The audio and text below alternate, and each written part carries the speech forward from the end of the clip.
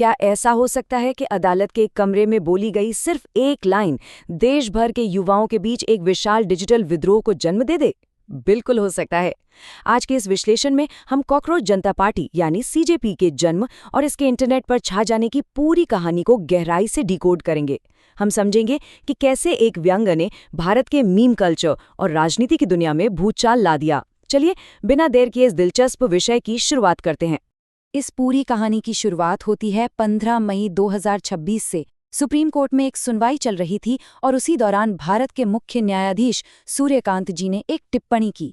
उनके ठीक ठीक शब्द थे, कुछ युवा कॉकरोच की तरह हैं जिन्हें कोई रोजगार नहीं मिलता, कुछ मीडिया बन जाते हैं, कुछ आरटीआई कार्यकर्ता बन जाते हैं और वे हर किसी पर हमला करना शुरू कर देते हैं। हालांकि बाद में ये स्पष्ट किया गया कि ये टिप्पणी फर्जी डिग्री वालों के लिए थी, न कि सभी बेरोजगार युवाओं के लिए। लेकिन इंटरनेट की दुनिया में तब तक बहुत देर हो चुकी थी। ये शब्द इंटरनेट पर आग की तरह फैल चुके थे और एक बड़े डिजिटल आंदोलन की पहली चिंगारी बन गए। इस पूरे घटनाक्रम को अच्छी तरह से समझने के लिए हम आज की इस चर्चा को 5 हिस्सों में बांटेंगे। पहला, एक टिप्पणी से आंदोलन तक का सफर। दूसरा, कॉकरोच मैनिफेस्टो के अंदर की बातें। तीसरा, मीम पॉलिटिक्स के काम करने का तरीका। चौथा, युवाओं में बेरोजगारी का संकट। और पांचवा, जब एक व्यंग्य का सामना राष्ट्रीय सुरक्षा कानूनों से होता है। तो चलिए सीधे पहले हिस्से पर आते हैं। एक टिप्पणी से आंदोलन तक, कोर्टरूम से डिजिटल स्वॉर्म तक का सफर। अदालत में उस टिप्पणी के ठीक अगले ही दिन यानी 16 मई 2026 को बोस्टन यूनिवर्सिटी में जनसंपर्क की पढ़ाई कर रहे 30 साल के छात्र अभिजीत दिपके ने कॉकरोच जनता पार्टी की स्थापना कर दी। ध्यान देने वाली बात यह है कि ये कोई आम राजनीतिक दल नहीं था। ये एक पूरी तरह से व्यंग्यात्मक राजनीतिक मोर्चा था। एक ऐसा शब्द जिसे अपमानजनक माना जा रहा था, उसे ही एक हथियार की तरह इस्तेमाल किया गया और देखते ही देखते उसे एक ऐसे मंच में बदल दिया गया जिससे भारत की युवा पीढ़ी तुरंत खुद को जोड़ सके।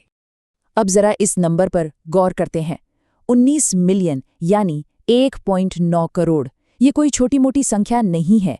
सीजेपी की डिजिटल रफ्तार इतनी तेज थी कि उसने सबको चौंका दिया। सच में महज एक हफ्ते के अंदर इस पार्टी के इंस्टाग्राम फॉलोअर्स की संख्या 19 मिलियन के पार पहुंच गई। ये संख्या सत्ताधारी पार्टी के आधिकारिक फॉलोअर्स से भी ज्यादा थी। ये इस बात का सीधा सबूत है कि आज के दौर में एक व्यंग्यात्मक विचार कितनी तेजी से लोगों को अपने साथ जोड़ सकता है। बात सिर्फ फॉलोअर्स या लाइक तक ही सीमित नहीं रही। सक्रिय भागीदारी का आंकड़ा भी हैरान करने वाला था।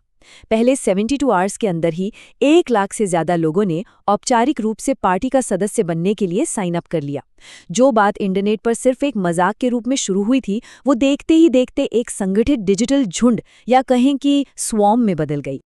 आइए अब अपने दूसरे हिस्से की तरफ बढ़ते हैं। कॉकरोच मैनिफेस्टो के अंदर बेतुकेपन का संगठन। सीजेपी की सदस्यता के नियम इतने व्यंग्यात्मक थे कि कोई भी अपने हंसी न रोक पाए। इसके सदस्य बनने की शर्तें थीं, आपको बेरोजगार होना चाहिए, चाहे मजबूरी में, अपनी मर्जी से या फिर सिद्धांतों के कारण। आपको आलसी होना चाहिए, लेकिन सिर्फ शारीरिक रूप से। दिन में कम से कम 11 घंटे ऑनलाइन रहना जरूरी था। और सबसे बड़ी बात, व्यवस्था के खिलाफ पेशेवर तरीके से भड़ास निकालना आना चाहिए। सुनने में भले ही ये सब बहुत हास्यास्पद लगे, लेकिन इसने उन युवाओं की जमीनी हकीकत को बखूबी छुआ जो खुद को इस सिस्टम में हाशिए पर महसूस कर रहे थे। लेकिन अगर हम इस कॉमेडी के आवरण को हटाएं तो इसके पीछे बहुत ही गंभीर राजनीतिक मांगे थी। सीजेपी के 5 सूत्रीय मैनिफेस्टो में बहुत सीरियस बातें उठाई गई थीं, जैसे सेवानिवृत्त होने वाले मुख्य न्यायाधीशों के लिए राज्यसभा सीटों पर रोक लगाना, हटाए गए वोटों के मामले में यूएपीए के तहत जवाबदेही तय करना, संसद में महिलाओं के लिए 55% आरक्षण, वोट कटने की स्थिति में समय सीमा के भीतर कार्रवाई और भारत के युवाओं के बीच राजनीतिक साक्षरता बढ़ाना। हंसी मजाक के बीच ये वो सवाल थे जो सीधे व्यवस्था से जवाब मांग रहे थे।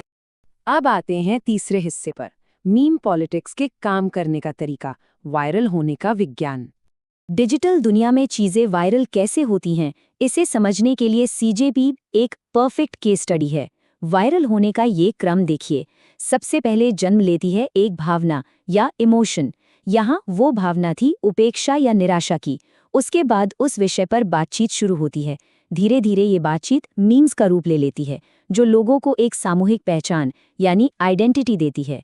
और जब लाखों युवा एक ही पहचान से जुड़ जाते हैं, तो वो सामग्री खुद ब खुद बड़े पैमाने पर हर जगह पहुंच जाती है, जिसे डिस्ट्रीब्यूशन कहते हैं। युवाओं ने सिर्फ इन मीम्स को देखा ही नहीं, बल्कि इसे अपनी जीवन शैली का हिस्सा बना लिया। इस पूरे डिजिटल आंदोलन का एक बहुत ही गहरा साहित्यिक पहलू भी है। अचानक से कॉकरोच शब्द इतना शक्तिशाली क्यों महसूस होने लगा? दरअसल ये फ्रांस काफ्का की विश्व प्रसिद्ध कहानी द मेटामॉर्फोसिस की याद दिलाता है। उस कहानी में कॉकरोच सामाजिक अलगाव, अपमान और समाज में खुद को अवांछित या फालतू महसूस करने का प्रतीक है। ठीक उसी तरह युवाओं ने इस कीट के जरिए अपने संघर्ष और उस अलगाव को व्यक्त किया जो उन्हें सिस्टम से मिल रहा था। मतलब ये सिर्फ एक इंटरनेट मीम नहीं था, बल्कि सर्वाइवल और संघर्ष का एक बेहद शक्तिशाली रूपक बन गया था। हमारी चर्चा का चौथा हिस्सा है युवाओं में बेरोजगारी का संकट, इस आंदोलन का मूल कारण। भारत की वास्तविक सामाजिक आर्थिक स्थिति के ये आंकड़े देखिए। एक तरफ जहां स्नातकों यानी ग्रेजुएट्स के बीच बेरोजगारी की दर 29.1% तक पहुंच गई है, वहीं जिन लोगों ने कभी स्कूल का मुंह नहीं देखा, उनमें बेरोजगारी 4% से भी कम है। ये एक ऐसा चौंकाने वाला कॉन्ट्रास्ट है जो साबित करता है कि उच्च शिक्षा हासिल करने के बावजूद भारत के पढ़े लिखे युवाओं के सामने रोजगार का कितना बड़ा और ढांचागत संकट खड़ा है। इस समस्या की गहराई का अंदाजा इस एक नंबर से लगाया जा सकता है, 8 मिलियन। भारत हर साल लगभग 80 लाख नए ग्रेजुएट्स तैयार कर रहा है, लेकिन हमारा जॉब मार्केट इतनी बड़ी आबादी को रोजगार देने में पूरी तरह से असमर्थ है। जरा सोचिए, जब हर साल इतने सारे युवा एक अच्छे भविष्य की उम्मीद के साथ बाहर आते हैं और उन्हें वो नहीं मिलता, तो उनके अंदर कितनी गहरी निराशा पैदा होती होगी। इसी खालीपन और निराशा ने सीजेपी जैसे आंदोलन के लिए एक उपजाऊ जमीन तैयार की। इसके अलावा सीजेपी ने सिर्फ बेरोजगारी की ही बात नहीं की, बल्कि जो बिल्कुल ताज़े मुद्दे थे उन्हें भी उठाया। उन्होंने नीट यूजी पेपर लीक और परीक्षाओं में मचे हंगामे को लेकर सीधे तौर पर शिक्षा मंत्री के इस्तीफे की मांग कर दी। इससे ये बिल्कुल साफ हो गया कि ये आंदोलन सिर्फ हवा में बातें नहीं कर रहा था, ये सीधे तौर पर छात्रों के रोजमर्रा के संघर्षों, उनके तनाव और उनकी वास्तविक समस्याओं से जुड़ा हुआ था। अब बढ़ते हैं अपने 5वें और आखिरी हिस्से की ओर, व्यंग्य बनाम राष्ट्रीय सुरक्षा कानून, सरकार की प्रतिक्रिया। इन दोनों चीजों के बीच का विरोधाभास देखिए। एक तरफ सीजेपी का अपना घोषित लक्ष्य है जो कहता है हम आलसी और बेरोजगारों की आवाज हैं, और दूसरी तरफ सरकार का वो ब्लॉक आदेश है जिसमें इस पार्टी को भारत की संप्रभुता के लिए खतरा बताया गया है। एक तरफ एक व्यंग्यात्मक मीम पार्टी का बेतुकापन है और दूसरी तरफ सरकार द्वारा उसे बंद करने के लिए दिए गए भारी भरकम कानूनी तर्क। ये अंतर इस पूरी स्थिति की जटिलता को बड़ी खूबी से दर्शाता है। जिस कानूनी हथियार का इस्तेमाल करके इस आंदोलन पर रोक लगाई गई, वो था आईटी एक्ट की धारा 69A। ये प्रावधान केंद्र सरकार को ये विशेष शक्ति देता है कि वो राष्ट्रीय सुरक्षा, देश की संप्रभुता और सार्वजनिक व्यवस्था को बनाए रखने के लिए इंटरनेट पर मौजूद किसी भी सामग्री तक लोगों की पहुंच को ब्लॉक कर सकती है।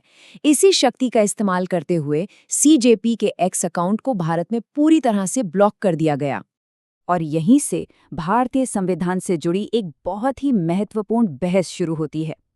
हमारे संविधान का अनुच्छेद 19(1)A हमें बोलने और अभिव्यक्ति की स्वतंत्रता की गारंटी देता है, लेकिन यह अधिकार असीमित नहीं है। इस पर उचित प्रतिबंध या रीजनेबल रेस्ट्रिक्शंस लगाए जा सकते हैं। तो अब सबसे बड़ा सवाल ये उठता है कि क्या एक व्यंग्यात्मक पार्टी के सोशल मीडिया अकाउंट को ब्लॉक कर देना उन उचित प्रतिबंधों के दायरे में आता है? ये जनता की फ्री स्पीच और राज्य की ताकतों के बीच चलने वाली एक बहुत पुरानी और गंभीर बहस है। ये सब कुछ कितनी तेजी से हुआ, इस टाइमलाइन से समझिए। 15 मई को अदालत में वो टिप्पणी हुई। अगले ही दिन 16 मई को सीजेपी की स्थापना हो गई। सिर्फ 5 दिन बाद 21 मई को उनका एक्स अकाउंट ब्लॉक कर दिया गया और 23 मई तक तो उनकी आधिकारिक वेबसाइट को भी इंटरनेट से हटा दिया गया।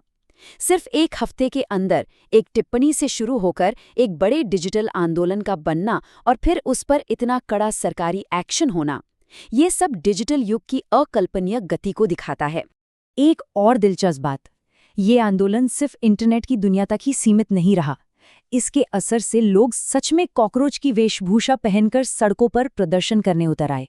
संसद के कई मौजूदा सदस्यों ने इस आंदोलन को अपना समर्थन भी दिया। लेकिन इस कहानी का एक डरावना पहलू भी था। पार्टी के संस्थापक को जान से मारने की गंभीर धमकियां भी मिलने लगी। इससे ये साबित हो जाता है कि इंटरनेट का राजनीतिक व्यंग्य असल जिंदगी में कितने गंभीर और खतरनाक प्रभाव पैदा कर सकता है। तो ये पूरा घटनाक्रम अंत में एक बेहद जरूरी और विचारणीय सवाल छोड़ जाता है। क्या इंटरनेट पर इस तरह के डिजिटल स्वॉर्म का उभरना महज एक गुजरता हुआ ट्रेंड है, या फिर ये भविष्य के लोकतंत्र में राजनीतिक विपक्ष का एक बिल्कुल नया रूप है? जिस तरह से युवाओं का गुस्सा, मीम संस्कृति और टेक्नोलॉजी एक साथ आ रहे हैं, वो शायद आने वाले समय की राजनीति का एक नया ही खाका खींच रहा है। इसी विचार के साथ आज का ये विश्लेषण यहीं समाप्त होता है। हमारे साथ इस विषय को गहराई से समझने के लिए बहुत बहुत धन्यवाद।